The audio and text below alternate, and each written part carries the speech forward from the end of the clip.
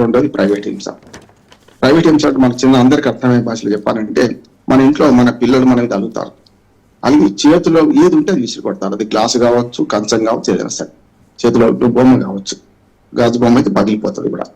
అట్లా మన పిల్లల మీద మనం పగబట్టి మనమైతే గొంతులను చంపేయలేం కదా.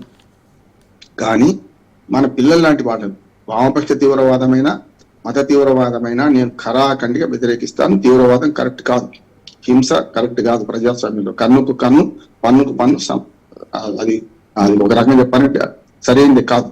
కానీ ప్రజాస్వామ్యంలో హింసకు తావు లేదని ప్రజల ప్రాణ ధన మాన ప్రాణాలు రక్షించాల్సిన ప్రభుత్వాలే హింస చేయడం ఏంటి అని అంటున్నాను. అందుకని ఆపరేషన్ కగార్ అనే పేరు మీద ఇవాళ మావోయిస్టులను కానీ ఎవరైనా సరే మా పిట్టలు కాల్చడానికి కాల్ చంపేయడం, లేకుంటే బాంబింగ్ చేయడం, ఎదురు కాల్పులు ఎవరైనా పెద్దగా దాన్ని పట్టించుకోరు. కానీ ఎదురు కాల్పులు కాకుండా దాడి చేసి పాశవికంగా వాళ్ళని చంపడం, ఇది కదా వ్యతిరేకిస్తున్నాయి.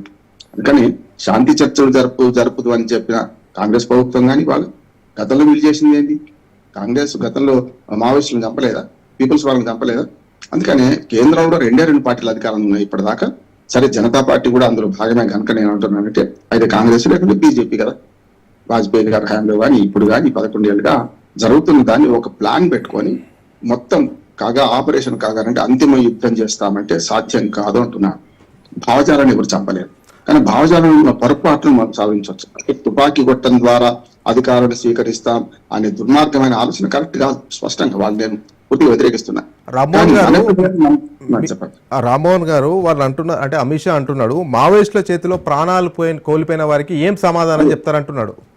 సెకండ్ కూడా చెప్తాను, రెండో కూడా చెప్తాను. అంటే ఏమంటాను అంటే ఇది బేసిక్ గా అర్థం చేసుకోవాలి. ఇవాళ కాంగ్రెస్ పార్టీ అధికారంలో ఉంది కనుక అది వ్యతిరేకిస్తూ శాంతి చర్చలు అంటుంది, గతంలో మేము చేసినామంటుంది కదా. కాంగ్రెస్ పార్టీ కూడా పని చేసింది అంటున్నాను కదా. నేనేమంటున్నాను, ఎవరైనా తుపాకీ కొట్టడం ద్వారా రాజ్యాధికారాన్ని సిద్ధిస్తామనేది తప్పు.